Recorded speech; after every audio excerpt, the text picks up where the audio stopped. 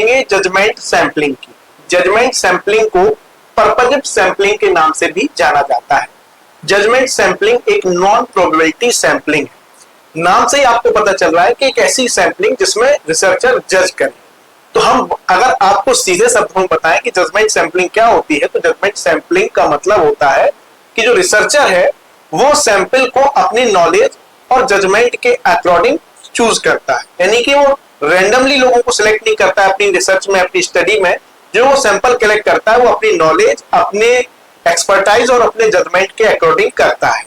तो ऐसा माना जाता है कि काफी बाइज्ड सैंपलिंग होती है, क्योंकि जैसा रिसर्चर थिंक करेगा या जैसा रिसर्चर का मूड होगा वो उस हिसाब से सैंपलिंग कलेक्ट कर सकता है। ऐसी सैंपलिंग उन सिचुएशन में की जाती है जब आपको किसी एक स्पेसिफिक टाइप और स्पेसिफिक नेचर के पॉपुलेशन पर या स्पेसिफिक नेचर के किसी भी एरिया में आपको रिसर्च करनी है। सपोज करिए आपको लग्जरी कार्स के बारे में रिसर्च करनी है, तो आप फिर उस पॉपुलेशन के पास जाना पसंद नहीं करेंगे जो पॉपुलेशन लग्जरी कार ना तो खरीदती है ना ही अफोर्ड करती है। आप उस पॉपुलेशन के पास जाना चाहेंगे जो लग्जरी कार खरीदना चाहते हो या खरीद सकती है, उनके पास है। तो इस केस में क्या हुआ कि आपने अपना एक्सपर्टाइज, अपनी नॉलेज के अकॉर्डिंग आप उन्हीं लोगों के पास जाएंगे जो लग्जरी कार के बारे में नॉलेज रखते हैं या उनके पास लग्जरी कार है।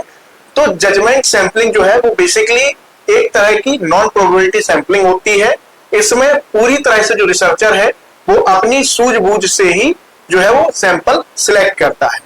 जजमेंट सैंपलिंग को वहां यूज किया जाता है जहां स्टैंडर्ड सैंपलिंग मेथड्स को हम यूज नहीं कर सकते, और जब हमारे पास टाइम की भी कमी होती है तब भी हम जजमेंट सैंपलिंग को यूज करते हैं, क्योंकि अगर हम अदर मेथड्स पे जाएंगे तो फिर हमें बहुत ज्यादा टाइम और रिसोर्सेज हमको वेस्ट करनी पड़े।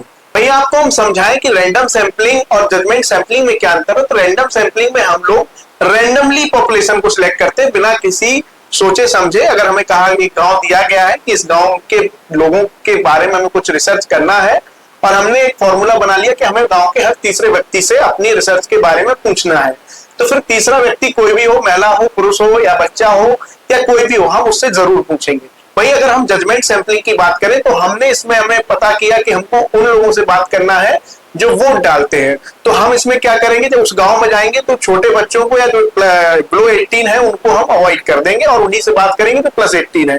तो इसमें क्या किया, आपने पहले ही स्पेसिफिक लोगों को अपने दिमाग में सिलेक्ट कर लिया है कि यही लोगों से हमें डाटा कलेक्ट करना है। इसी को हम जजमेंट सैंपलिंग कहते हैं। वीडियो अच्छा लगा हो तो इसको जरूर शेयर करें।